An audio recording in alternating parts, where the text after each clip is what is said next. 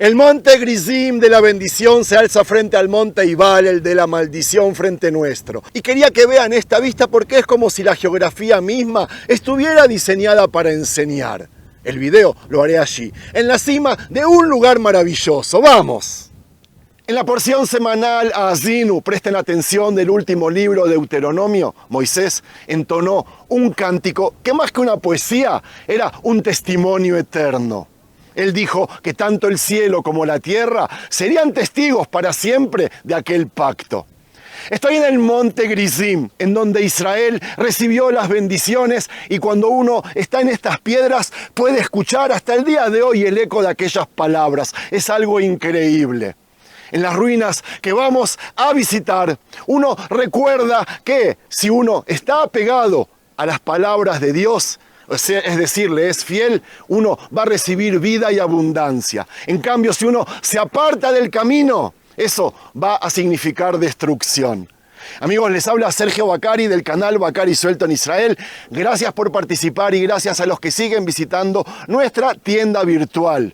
Vuestra participación, tanto en el video, en el material, en el contenido como en la tienda, me empujan a mí, me incentivan a mí a descubrir lugares como estos y traerlos al lugar donde sucedieron los hechos. Y hoy vamos a estar en un lugar maravilloso que los samaritanos, a propósito, creen de que aquí estaba construido el templo, de que aquí este mismo es el monte Moria. Nosotros creemos otra cosa, eso se los voy a contar en el video. Vamos a empezar, amigos, y no dejen de prestar atención porque todo lo que les voy a contar y todo lo que les voy a mostrar no tiene ningún desperdicio. Empecemos.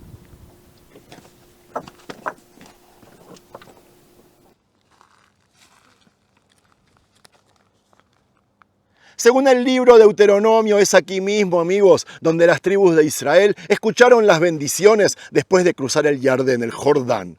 Y cuando hayas pasado el Jardín, pondrás estas piedras de las cuales yo te mando hoy en el monte Ebal y las encalarás con cal. Y estarán 6 tribus sobre el monte Gerizim para bendecir al pueblo.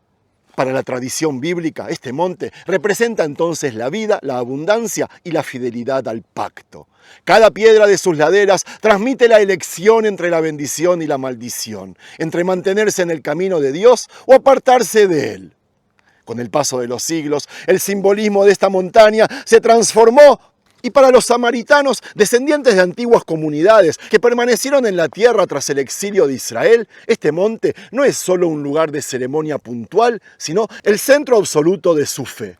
Ellos lo consideran más sagrado que Jerusalén y en sus ruinas arqueológicas se distinguen restos de templos y altares que levantaron para marcarlo como su monte elegido. El Pentateuco samaritano, versión propia de los primeros 5 libros de la Torá, señala que este mismo lugar es el lugar que Dios escogió para colocar su nombre. Aquí está la roca de la fundación, aquí Abraham llegó con su hijo Isaac o Ismael, depende a quién le pregunten la historia, para sacrificarlo. Aquí mismo el rey Shlomo, Salomón, construyó el primer templo y aquí mismo Herodes construyó el segundo. Es decir, según la fe de los Shombronim, de los samaritanos, estamos en el monte del templo, sobre las ruinas del palacio del rey David, en el lugar donde estaba el arca de la alianza, nada más y nada menos. Podemos estar o no de acuerdo, pero tenemos que respetar su fe y sus escrituras. Los samaritanos, les recuerdo, son un pueblo milenario y no un grupo de gente que se juntó la semana pasada e inventaron una religión. Entonces, estas piedras de Gerizim se convierten, al saber esto, automáticamente, en la señal de identidad de un pueblo que resiste durante milenios. Cuando uno camina hoy por estas ruinas, todavía siente el eco de las peregrinaciones. Este sitio es un símbolo vivo de cómo un mismo relato divide caminos, generando tradiciones paralelas que conviven en la misma tierra, la de Israel. Pero este lugar no se entiende solo como monumento del pasado. Desde esta cima se abren paisajes de Samaria que hablan de elección y de destino. En cada valle, en cada ruina, se recuerda que este monte representa la vida frente a la muerte, la bendición frente a la maldición. Como afirmó Moshe, mira, yo pongo hoy delante de ti la vida y el bien, la muerte y el mal. Esa misma disyuntiva marca la identidad de Israel hasta el día de hoy. El monte de la bendición, entonces, no es solo arqueología como estamos viendo, es un espejo de cómo las decisiones espirituales se graban en la tierra y cómo un pueblo convierte una montaña en el corazón de su fe. Ese simbolismo abre el camino para comprender lo que la porción Ha'azinu enseña a todo Israel, que el cielo y la tierra son testigos del pacto eterno y que las piedras guardan memoria de nuestras decisiones. Amiga, amigo, la porción Ha'azinu ocupa un lugar único dentro de la Torá. No es un conjunto de leyes ni de relatos, sino un cántico que Moshe entonó la última etapa de su vida. Sus palabras no quedaron flotando en el aire, fueron dirigidas al cielo y a la tierra como testigos eternos, como les decía al principio. Escucha, oh cielos, y hablaré, y oiga la tierra los dichos de mi boca, dijo. En ese versículo se encierra la esencia de toda la porción semanal. No se trata de una lección privada, sino de un testimonio cósmico. Para mí, y por eso vine a filmar aquí, es imposible no conectar este cántico con este lugar. Aquí fue donde 6 de las 12 tribus se situaron para proclamar las bendiciones, mientras en el monte Ibal, el vecino, otras 6 pronunciaban las maldiciones, y los sacerdotes levitas estaban en el medio, lo que hoy es Siquem. La elección entre la vida y la muerte, entre el bien y el mal, no se quedaba en palabras, se hacía concreta en la topografía misma. Este monte se estaba transformando entonces en el Har HaBrajá, el monte de la bendición, el recordatorio visible de que la fidelidad a Dios trae prosperidad y seguridad en la tierra. Ha'azinu es un cántico de 70 versículos que recorre toda la historia de Israel, la elección, la ingratitud, el castigo y finalmente la misericordia. Y este monte funciona como un espejo físico de aquella enseñanza. Moshe advirtió, corrompieron su conducta. No son sus hijos por la mancha de ellos, generación torcida y perversa. Y al mismo tiempo proclamó que Dios no abandone a su pueblo, y cito, porque el Señor juzgará a su pueblo y por amor de sus siervos se arrepentirá. Así como de estas ruinas arqueológicas, que a propósito están increíbles, no se puede negar, se abren horizontes que permiten ver los valles y montañas de Samaria, también Ha'azinu abre un panorama de siglos mostrando la relación eterna entre Israel y su Creador.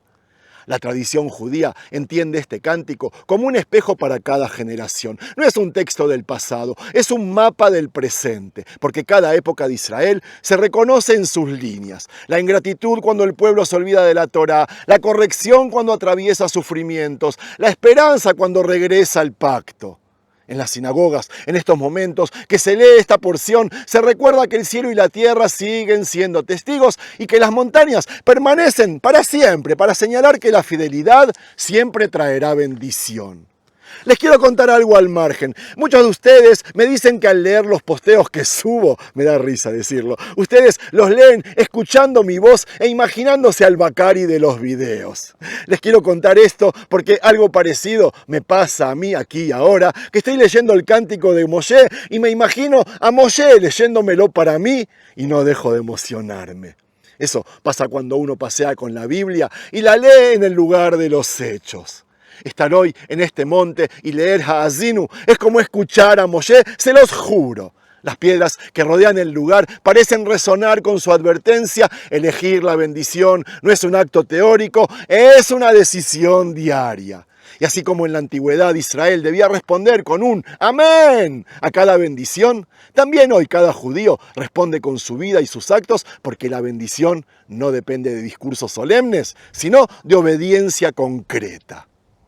El cántico Ha'azinu entonces no queda encerrado en un rollo sagrado de la Torá. Él se proyecta sobre las montañas, sobre las generaciones y sobre las decisiones actuales de Israel.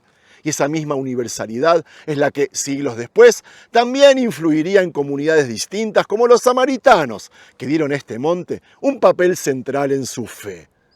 Para los samaritanos, Ha'azinu es más que un cántico profético, es un testimonio que valida su propia identidad. Ellos leen el cántico con un énfasis distinto al judío, les cuento. Donde Israel ve la historia de su nación completa, los samaritanos lo interpretan como un mandato exclusivo de custodiar la Torá y mantener la pureza de su culto. El texto se convierte en un espejo de su resistencia. Al escuchar, escucha, oh cielos, y hablaré, y oiga la tierra los dichos de mi boca, ellos entienden que la tierra misma responde a su permanencia como comunidad reducida, pero firme. Para ellos no importa la cantidad, importa la continuidad. Durante siglos, mientras imperios iban y venían, los samaritanos vieron en este cántico la confirmación de que Dios los preservaba a pesar de las pruebas. Y antes de terminar, y como siempre, no podemos obviar la actualidad. Y a mí, que me encanta relacionarla con la porción semanal, quiero recordar que hoy Israel enfrenta un momento otra vez que define generaciones. Decisiones concretas que cambian el rumbo de la historia. El ejemplo más claro es la propuesta internacional de terminar la guerra contra la organización terrorista Hamas. Un plan que surgió de la mesa de Donald Trump, presidente de Estados Unidos, que fue aceptado ya por Israel y, sorprendentemente, también por los países árabes.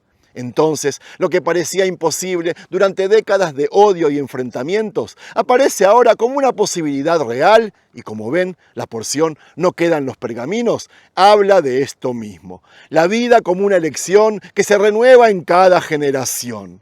Moshe cantó, porque no es cosa vana para nosotros, es vuestra vida y por medio de esta palabra haréis prolongar vuestros días sobre la tierra.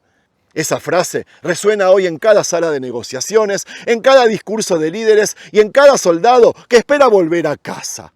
La vida no es un concepto abstracto, es la posibilidad de asegurar un futuro, de escribir con responsabilidad las próximas páginas de la historia.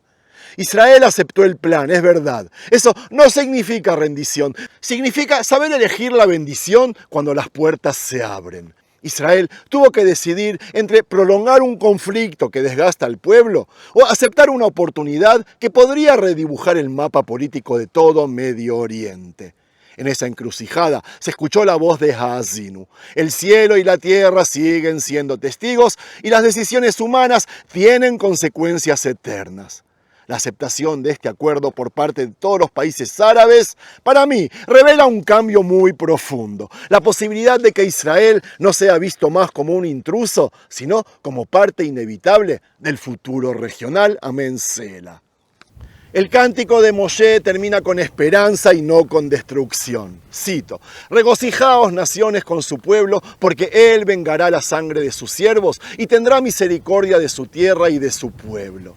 Esa misericordia es la que muchos anhelan ver cumplida hoy. Que la sangre derramada no sea en vano, que la tierra respire paz y que el pueblo viva con dignidad. Este es el punto decisivo. Israel se mueve entre la bendición y la maldición, no por montañas simbólicas, sino por decisiones que trascienden generaciones. Y en este cruce histórico, las palabras de Haazinu vuelven a cobrar vida. Quiere decir que el futuro no está escrito en piedra, que se escribe con las elecciones de hoy. Aquí termina la canción de Moisés, pero comienza la nuestra. El eco de Grisim de este monte se mezcla con las voces de un país que aún lucha por existir y con una pregunta que atraviesa el tiempo. ¿Elegiremos la vida? ¿Elegiremos la bendición? Buena semana para todos.